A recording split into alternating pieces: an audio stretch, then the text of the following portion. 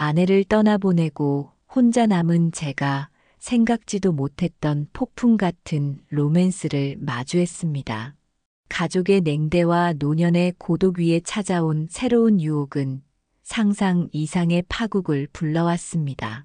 연금과 재산까지 위협받는 극단적 상황 속에서 과연 어디서부터 어긋난 걸까요? 지금부터 펼쳐질 저의 막장 같은 사연을 소개합니다. 구독, 좋아요 부탁합니다. 제가 다시 제 나이를 세어보니 어느새 65살이 되었습니다. 예전엔 잘 상상도 못했던 숫자였지만 지금 제 앞에 놓인 현실이었습니다. 돌아보면 짧지도 길지도 않은 세월이 흘렀습니다. 그런데 그 세월의 끝자락에서 불행이 시작되었습니다. 그 처음은 바로 은퇴 시점에서 아내가 암 투병 끝에 세상을 떠난 일입니다. 처음 아내의 병을 알게 된 건 제가 공무원 생활을 마무리하고 은퇴를 준비하고 있을 무렵이었습니다. 이제는 우리도 천천히 여행도 다니고 손주도 돌보며 지내보자 하는 소박한 희망을 꿈꿨는데 청천벽력처럼 아내에게 악성종양 판정이 떨어졌습니다. 주위 사람들은 요즘은 암도 조기 발견하면 살 수 있다고 말했지만 실상은 그렇지 않았습니다. 3년이라는 긴 투병 생활 동안 아내는 하루가 다르게 기력을 잃었고 저 역시 옆에서 지켜보며 속이 까맣게 타들어갔습니다. 우리에게는 아들이 하나 있었습니다. 안정적인 직장을 다니면서 잘 살 줄만 알았는데 갑작스레 임신 소식을 전해왔습니다. 그 상대는 만난 지 몇 개월도 되지 않은 3살 많은 연상의 여자였는데 어느 날 갑자기 결혼해야 할 것 같다고 해서 저도 아내도 당혹스러웠습니다. 하지만 이미 아이가 생겼다니 어찌하겠습니까? 부랴부랴 결혼 준비를 도왔고 그래도 아들 부부가 행복하게 잘 살길 바랬지요. 문제는 결혼 후 본격적으로 불거졌습니다. 며느리는 생각보다 강단이 있는 사람이었습니다. 처음엔 인사도 예의 바르게 하는 듯 했는데 아내가 조금만 조언을 하면 저는 제 방식으로 살겠습니다. 시댁 문화 따위에 제 생활을 맞출 생각은 없어요라는 식으로 받아치곤 했습니다. 아내는 아이 때문에 마지못해 결혼을 하게 되었다는 인상이 강해서인지 며느리를 곱게 보지 않았습니다. 며느리 역시 아내의 냉랭함을 단박에 눈치채고 필요한 말 외에는 전혀 소통하려 들지 않았습니다. 그러던 와중에 아내는 암 투병이 시작되었습니다. 항암 치료에 머리카락이 빠지고 식사도 제대로 하지 못해 날이 갈수록 말라가는 모습이 제 마음을 무겁게 짓눌렀습니다. 큰아들과 며느리는 둘 다 회사 일과 육아에 바쁘다는 핑계로 제대로 찾아오지 않았습니다. 겨우 한 번 병실에 들른 며느리는 환자들 많고 공기도 탁해서 아이한테 안 좋겠네요 라고 말하곤 무심하게 떠나버렸습니다. 아내는 그 모습을 보고 얼마나 서운해하던지 제 손을 잡고 우리가 자식 키운 보람이 이런 식으로 돌아오는 건가요라며 흐느꼈습니다. 아내가 마지막 순간이 가까워졌을 때조차 아들 부부는 별다른 도움 없이 떠나 있었습니다. 결국 저는 혼자 간병을 전담했습니다. 아내는 그런 저를 보고 미안해하면서도 다행히 당신이 있어서 외롭지는 않아요라고 했지만 아내가 진심으로 외로워했음을 저는 알고 있었습니다. 그리고 아내는 3년의 긴 투병을 버티고 버티다가 결국 세상을 떠났습니다. 장례식장에서 며느리는 검은 정장을 입고도 휴대폰만 만지작거리며 영정 앞에서 제대로 서 있는 모습조차 보이지 않았습니다.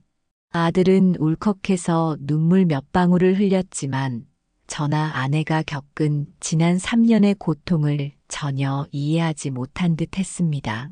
장례가 끝나자 이제 아버지도 편히 지내세요. 저희는 아이 키우는데 바빠서라며 서둘러 떠나버리는 아들과 며느리를 보며 저는 묵묵히 고개만 끄덕였습니다. 집 안에는 아내의 물건들과 치료비 영수증, 항암 치료 때 쓰던 모자 등이 그대로 남아 있었습니다. 텅 비어버린 공간에 서 있으니 다시 한번 아내가 떠나고 없다는 사실이 실감났습니다. 나 이제 혼자구나라는 생각이 저를 압도했습니다. 3년 전까지 활기차게 계획하던 노후가 온통 뒤틀려 버렸습니다. 아들이라도 든든한 버팀목이 되어주길 바랬는데 현실은 그 반대였습니다. 그렇게 지쳐있던 어느 날 저는 문득 몸이라도 움직이지 않으면 우울감에 갇혀버릴 것 같아 밖으로 나섰습니다. 등산을 하거나 자전거를 타던 시절의 열정이 희미하게나마 떠올랐습니다. 아내를 떠나보낸 뒤로 어느덧 5년이라는 시간이 흘렀습니다. 슬픔도 분노도 세월이 흐르니 무뎌지긴 했습니다만 밤만 되면 여전히 아내 생각이 떠올라 가슴 한구석이 시큰거렸습니다. 당신이 조금만 더 오래 곁에 있었더라면 나도 이렇게 혼자 쓸쓸히 지내진 않았을 텐데 하는 미련이 사라지지 않았습니다. 그래도 그렇게 과거에만 매달려 살 수는 없는 노릇이었습니다. 때마침 복지관에서 요가 수업을 한다고 해서 친구들과 함께 한번 들어가 보기로 마음먹었습니다. 그때는 아직 상상도 못했습니다. 그곳에서 만난 한 여인이 제 노년의 삶을 비극적이고 충격적으로 뒤흔들게 될 줄은요. 친구들과 운동 삼아 복지관에 등록했고 그곳에서 요가를 배우게 되었습니다. 처음 요가 강의실에 들어섰을 때 솔직히 저는 큰 기대가 없었습니다. 나이도 있는데 그냥 몸 좀 풀고 시간이나 때우자 정도의 마음가짐이었지요. 요가 교육생들은 다양했습니다. 60대부터 70대까지 부부가 같이 배우는 사람들이 많았습니다. 그런데 왠지 낯선 두근거림이 스멀스멀 올라왔습니다. 바로 강당 한편에서 저와 비슷한 또래로 보이는 한 여성이 선생님 동작을 완벽히 따라하고 있었거든요. 단정한 단발머리, 탄탄한 몸매가 적나라하게 드러나는 분홍색 레깅스를 입고 나이가 있어 보임에도 전혀 어색하지 않아 보였습니다. 저와 같이 여러 남자들이 그녀를 힐끗 보고 있었습니다. 부부들 중에서도 아내분들이 남편들에게 뭐라 하는 소리가 들렸습니다.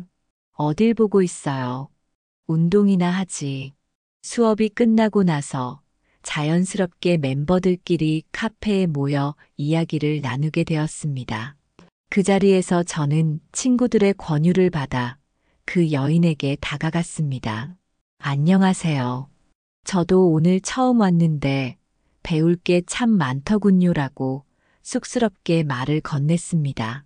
그녀는 살짝 미소 지으며 저도 처음은 아니지만 이 동네에는 이제 막 정착해서 친구가 필요해요라고 답했습니다. 이름은 영이라고 했고 다른 지역에서 혼자 살다가 이혼 후 이 동네로 왔다고 했습니다. 자녀도 이미 다 출가했다고 덧붙였습니다. 그날 이후로 저는 요가 수업이 기다려졌습니다. 다른 남성 회원들도 은근히 그녀를 흘끗거리며 보는 눈치였지만 그냥 다들 속으로만 생각하겠지 싶었습니다.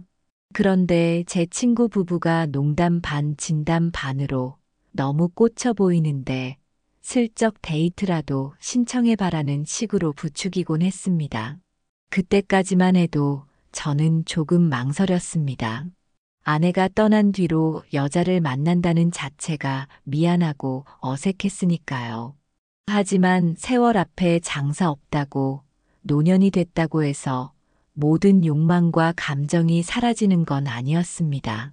특히나 밤이 깊어질 때면 예전의 부부 생활이 떠올라 몸이 달아오르기도 했습니다. 수업이 끝나면 자연스럽게 여러 명이 같이 어울리게 되었고 제가 다가가면 그녀도 싫어하는 눈치는 아니었습니다. 그러다 제가 먼저 용기를 내 그녀에게 주말에 함께 식사나 할까요? 라고 제안했습니다. 혹시 거절당하면 어쩌나 싶었지만 그녀는 흔쾌히 좋죠.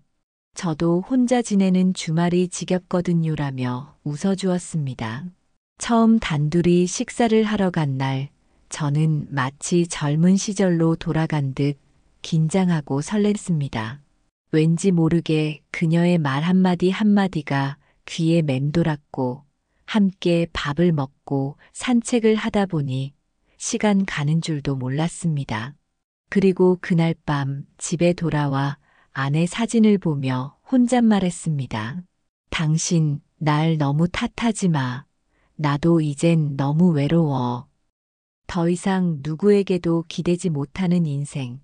나도 버틸 힘이 필요하잖아. 그 후로 우리는 급속도로 가까워졌습니다. 복지관 요가 수업이 있는 날이면 일부러 옆에 매트를 깔고 끝나고 나면 늘 함께 커피를 마시며 대화를 나누었습니다. 공원 산책, 근교 드라이브, 때론 영화 관람까지 하다 보니 어느덧 주변 사람들도 두 분 잘 어울린다며 웃어 넘길 정도가 되었습니다. 저 역시 그녀와 함께하는 시간이 설레고 즐거웠습니다. 젊을 때 느꼈던 애정과는 또 다른 인생 후반부에 다시 꽃피는 감정이라고나 할까요? 가끔은 제 마음 한 구석에서 불안이 스치기도 했습니다. 이 나이에 이렇게 다시 누구에게 빠진다는 게 말이 되나? 혹여 이것이 잠깐의 불장난에 불과하다면 나중에 또 상처받지 않을까? 하는 생각이 들었습니다. 하지만 그녀가 내민 따뜻한 손과 제게 건네는 다정한 눈빛을 마주할 때면 그런 걱정 따위는 금세 사라졌습니다. 지금이야말로 내가 다시 살아있구나를 체감하게 해주는 순간이라고 믿고 싶었습니다. 제가 그녀를 집으로 초대한 건 우리가 서로 호감을 확인한 지 한 달쯤 지난 시점이었습니다. 복지관 수업이 끝나고 나서 차라도 한잔 하실래요? 라며 집에 초대했습니다. 본인도 주저없이 좋아요라고 답했고, 그날로 저희 사이는 더 이상 되돌릴 수 없을 만큼 가까워졌습니다. 저는 아내가 세상을 떠난 뒤로 한동안 욕구며 감정이며 전부 닫아둔 채로 살았습니다. 그런데 그녀는 제가 감춰두었던 욕망을 다시 끄집어냈습니다. 늦은 시간까지 잔을 기울이며 복지관 얘기, 살아온 얘기 등을 나누었고 분위기가 익어갈 무렵 저는 그녀의 손을 잡았고 그녀의 떨리는 손끝에 감촉을 느꼈습니다. 우리는 말없이 서로 포옹하고 깊은 밤까지 몸을 섞으며 한 번도 경험해보지 못한 해방감에 젖어들었습니다. 65세라고 해서 욕구가 완전히 사라지지는 않았음을 절실히 깨달았습니다. 그녀 또한 잃은 일이 있을 거라고 예상이라도 한 듯 뜨겁게 서로를 탐하며 깊은 신음소리를 토했습니다. 이후 우리는 거의 연인 같은 분위기로 지냈습니다. 식사를 함께하고 때때로 산책하면서 대화를 나누며 그저 서로의 존재에 의지하는 순간들이 많아졌습니다. 그러다 어느 날 그녀가 먼저 내민 제안을 피하기 어려웠습니다. 우리 계속 이렇게 살 바에야 아예 한 집에서 지내는 건 어떨까요? 난 집도 혼자이고 당신도 혼자이니 왔다 갔다 하는 것보다 훨씬 편하잖아요. 사실 저는 이미 어느 정도 예상했던 말이었습니다. 저도 그녀와 함께 지내고 싶다는 마음이 들었고 밤마다 외롭던 집을 따뜻한 온기로 채우고 싶었습니다. 다만 아들이 알면 어쩌나 싶은 두려움이 있었지요. 가족에게 조차 홀대받고 있는 처지지만 그래도 남들 입에 오르내릴까봐 걱정되기도 했습니다. 그녀는 그 점을 전혀 신경 쓰지 않는 듯 보였습니다. 우리가 당사자인데 다른 사람들 시선이 뭐가 중요하겠어요. 노년에도 새 인연을 만나는 건 자연스러운 일이잖아요. 그래도 아들이나 주변 사람들이 뭐라 할지. 그건 나중에 생각하고 우선 우리 마음대로 해요. 내가 당신 곁에 있고 싶으니까. 그녀의 적극적인 태도와 당돌함은 묘하게 매력적이었습니다. 사실 저도 이미 마음이 기울어 있었기에 일사천리로 동거 준비가 진행되었습니다. 제 집에서 함께 살기로 했고, 그녀가 자기 집에서 필요한 짐만 조금 가져와 자리를 잡았습니다. 주변 친구들도 야, 요즘 시대엔 그게 현명하지. 혼자 밥 먹고 혼자 자느니 누군가랑 함께 사는 게 좋다라며 부러워했습니다. 저도 한껏 들떠서 그래. 노년에 이런 즐거움이 또 어디 있을까라고 합리화했습니다. 동거 초반은 정말 꿈만 같았습니다. 아침이면 나란히 눈을 떠서 조용히 안부를 묻고 때론 부엌에서 간단히 함께 식사를 하기도 했습니다. 밤에는 TV를 보다가도 서로 손을 잡고 때때로 뜨거운 애정을 나누었습니다. 어디를 가더라도 그녀가 제 곁에 있다는 사실 하나만으로 위안이 되었습니다. 이제는 더 이상 외롭지 않겠구나 하는 희망이 제 가슴을 가득 채웠습니다. 하지만 저는 앞으로 다가올 충격적인 일에 대해 알지 못했고 즐거운 날들은 생각보다 오래가지 않았습니다. 그녀는 화려한 외출을 즐기고 고급 레스토랑이나 카페 같은 곳에서 식사하는 걸 선호했습니다. 처음엔 저도 적당히 맞춰주었습니다. 맛있는 거 먹고 좋은 옷 입고 인생 한 번 사는데 뭐 어떠냐라는 생각이 들었으니까요. 그런데 문제는 그런 생활 방식이 계속될수록 제 통장 잔고가 빠른 속도로 줄어들기 시작했다는 점이었습니다. 우리 이번 달은 조금만 절약해 볼까요? 라고 제가 조심스레 말하면 그녀는 이내 얼굴을 구기며 아니, 내가 원래부터 이런 라이프 스타일로 살아왔는데 갑자기 바꾸라는 건 좀 아니지 않나요? 당신이 날 사랑한다면 나를 있는 그대로 존중해줘야 한다고 생각해요라고 응수했습니다. 그럼 저는 더는 할 말이 없었습니다. 이미 그녀에게 푹 빠진 저는 그녀와 부딪히고 싶지 않아 자연스레 지갑을 열고 있었습니다. 주말이면 호텔 뷔페나 유명 맛집에 가고 명품 매장에 들러 이게 예쁘네, 저게 나을까 하며 옷을 고르는 걸 기쁘게 구경해야 했습니다. 계산을 마치고 집에 돌아올 때면 잠시 이러다 내 노후 자금이 다 사라지는 건 아닌가라는 걱정이 들었지만 그녀가 마주치는 순간 제 불안은 어느새 그래도 행복하잖아라는 자기 합리화에 덮여버렸습니다. 동거를 시작한 지 한두 달이 지나면서 알 수 없는 찜찜함이 스멀스멀 올라왔습니다. 제가 은근히 어디선가 이상한 소문을 들었다거나 너무 돈을 많이 쓰는 것 같다고 말하면 그녀는 곧바로 눈물을 글썽이거나 때론 날카로운 목소리로 그럼 내가 떠나줄까요? 라고 쏘아붙였습니다. 그러면 저는 겁이 나서 얼른 사과를 했습니다. 이미 밤이면 그녀의 몸에 중독된 제가 그녀가 떠날지 모른다는 생각에 가슴이 철렁였기 때문이었습니다. 그런 식으로 욕망과 두려움이 뒤엉키며 점차 저는 정신을 놓게 되었습니다. 눈앞에서 벌어지는 일들, 고가의 소비, 통장 잔고 감소, 점점 예민해지는 그녀의 반응이 전부 위험 신호 같았지만 애써 모른 척했지요. 이제 와서 그녀가 사라지면 또다시 지독한 외로움 속에 빠질까 두려웠습니다. 제 생활 패턴은 완전히 그녀 중심으로 바뀌었습니다. 아침에는 다 함께 간단한 식사를 준비하던 일도 거의 없어지고 대개는 괜찮은 브런치 카페가 있다며 나가서 먹거나 배달로 해결했습니다. 친구들이 너 요즘 살이 좀 오른 것 같은데? 라고 농담을 할 정도로 제 식생활이 확 달라진 겁니다. 그녀는 옷도 한 번 입고 마음에 안 들면 다시 새 옷을 사러 갔고 자잘한 장신구나 명품 가방도 심심찮게 늘어났습니다. 그때마다 제 통장에서 결제됐는데 막상 제가 머뭇거리면 당신이랑 같이 외출할 때 예뻐 보이려고 하는 거예요.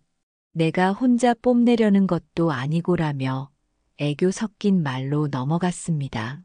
그리고 밤이 되면 그녀는 저를 침실에서 강렬하게 끌어안았습니다. 이 모든 것이 심리적으로 저를 완전히 올가매는 고리처럼 느껴졌습니다. 어느 날 예전에 시청에서 함께 근무하던 후배가 연락을 해왔습니다. 이 동네로 이사 왔다고 잠깐 들러도 되겠냐고 묻기에 저는 반가운 마음에 그래, 집에 와서 차 한잔 해라고 했습니다.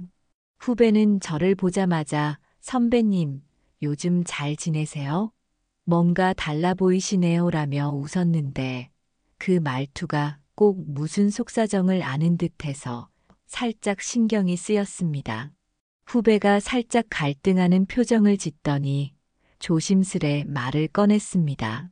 실례가 안 된다면 같이 사신다는 분 얘기를 좀 물어봐도 될까요?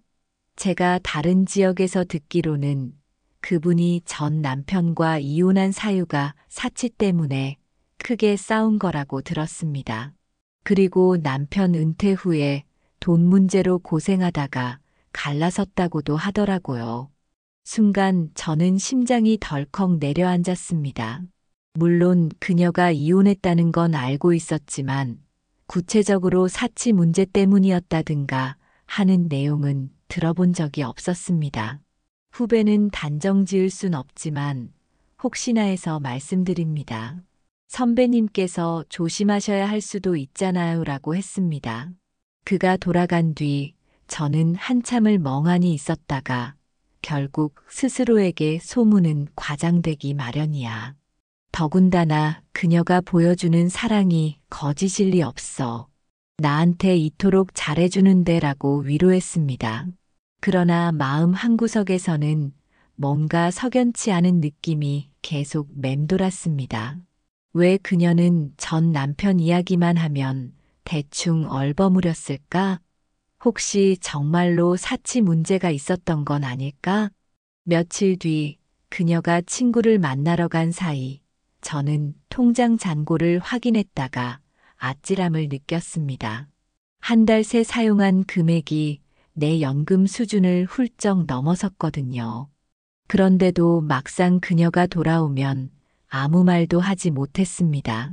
그녀가 활짝 웃으며 오늘도 즐거운 시간이었어요. 당신은 뭐 했어요? 라고 묻는 말 한마디에 모든 걱정이 묻혀버리는 기분이었습니다. 결정적으로 그녀가 우리 이제 경제권을 합쳐서 관리하는 게 어떠냐는 제안을 했을 때 저는 정말로 온몸에 피가 차가워지는 듯 했습니다.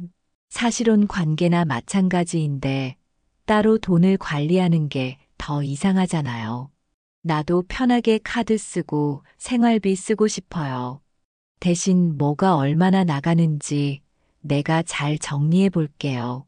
서로 의심 없이 투명하게 생활하는 게 더 좋지 않나요? 겉으로 들으면 그럴듯한 말입니다. 하지만 이제까지 보여준 그녀의 소비 습관을 제가 다 봐온 터라 속으로는 심각하게 망설였습니다.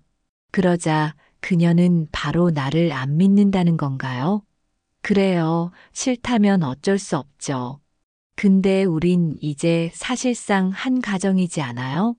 재산 얘기도 내가 먼저 꺼냈지만 정말로 결혼할 생각이면 당연히 해야 할 대화 아닙니까?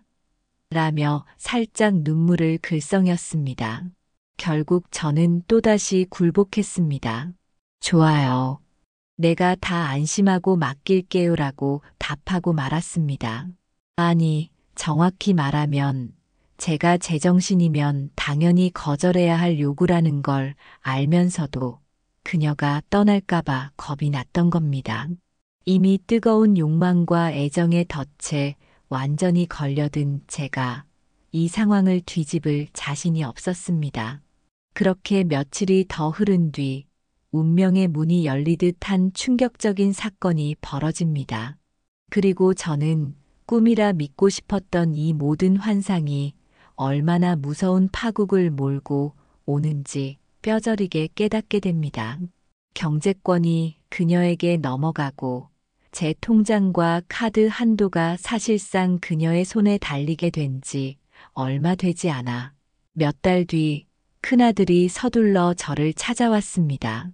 며느리와 연락조차 없던 아들이 다짜고짜 문을 열고 들어오며 아버지, 무슨 일이에요?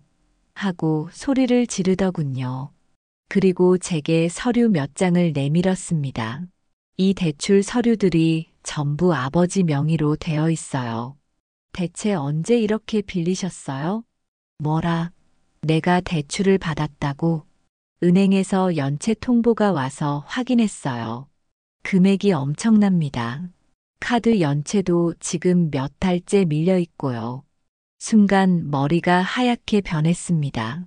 설마 그녀가?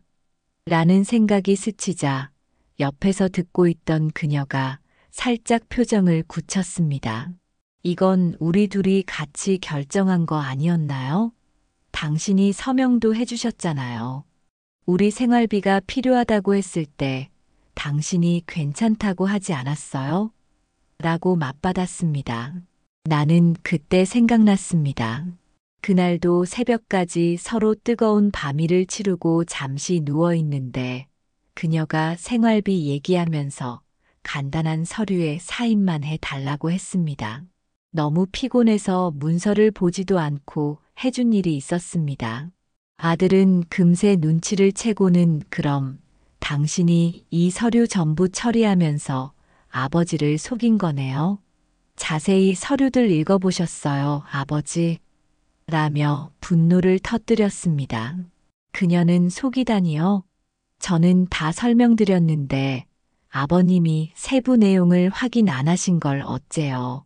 그리고 나를 이렇게까지 의심하면 나도 더는 할 말이 없네요 라고 뻔뻔하게 받아쳤습니다. 제 손은 떨리고 머릿속은 뒤죽박죽이 되었습니다. 당신 지금까지 나 속였던 거예요? 하는 말을 가까스로 내뱉자 그녀는 물끄러미 저를 바라보다가 한숨을 내쉬었습니다. 날 속였다니 지난번 당신이 서류에 서명했잖아요. 저도 지금까지 당신에게 성심껏 다 해줬다고 생각했고 우리가 결혼 얘기도 했고 이 정도는 공동 재산이지 않나요? 내가 조금 과하게 썼을 수도 있지만 당신도 다 허락하셨잖아요. 혼란 속에 아들이 그 서류를 살피며 이 아파트도 부분적으로 담보가 잡혔어요. 연금까지 압류될 위기라고요. 아버지, 어떻게 하실 겁니까? 라고 소리쳤습니다. 저는 무슨 말을 해야 할지 몰라 입이 얼어붙은 느낌이었습니다. 그녀는 노골적으로 그러면 내가 이 집에 더 머물 이유가 없죠. 당신들이 날 의심하면서 무슨 가족 타령입니까? 라고 쏘아붙이고는 가방을 챙겨 현관으로 성큼성큼 걸어갔습니다. 아들이 막아서려 하자 손대지 마세요. 이거 불법 감금이에요. 하고 소리쳤습니다. 저는 어찌할 바 모르고 그냥 놔둬라. 다 내가 잘못한 거지라며 길을 터주었고 그녀는 그렇게 문을 박차고 나가버렸습니다. 그날 이후로 그녀는 연락이 완전히 두절되었습니다.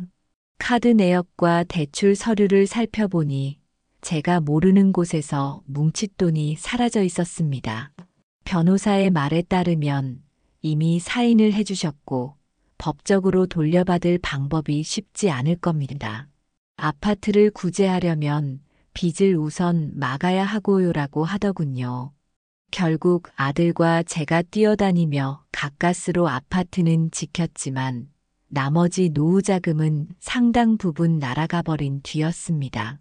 뒤늦게 알게 된 사실이지만 그녀가 이 동네로 이사 오기 전에도 비슷한 전력이 있었다는 이야기가 여기저기서 흘러나왔습니다.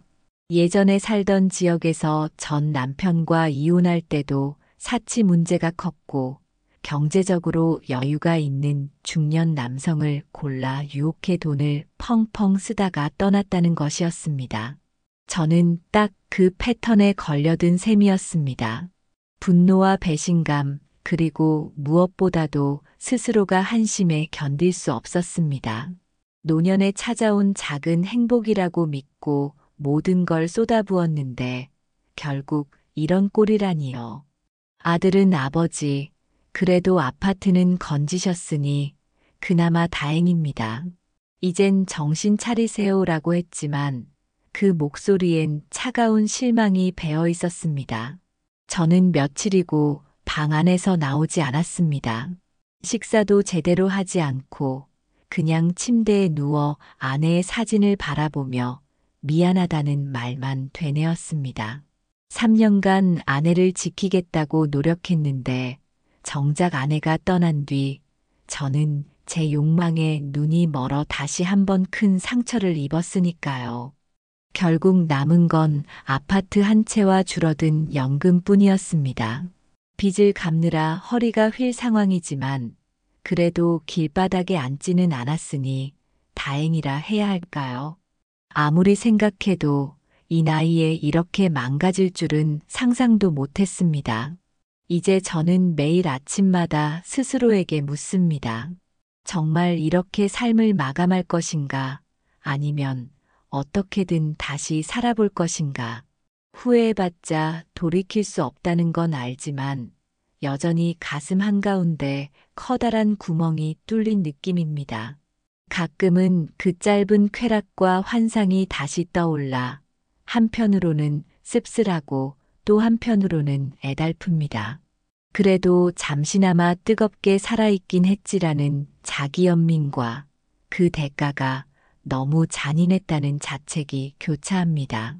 언젠가 마음이 좀 추슬러진다면 집 가까운 공원이라도 천천히 걸으며 앞으로 남은 인생을 도대체 어떻게 보낼까 고민해 볼 참입니다. 쉽게 답이 나오진 않겠지요.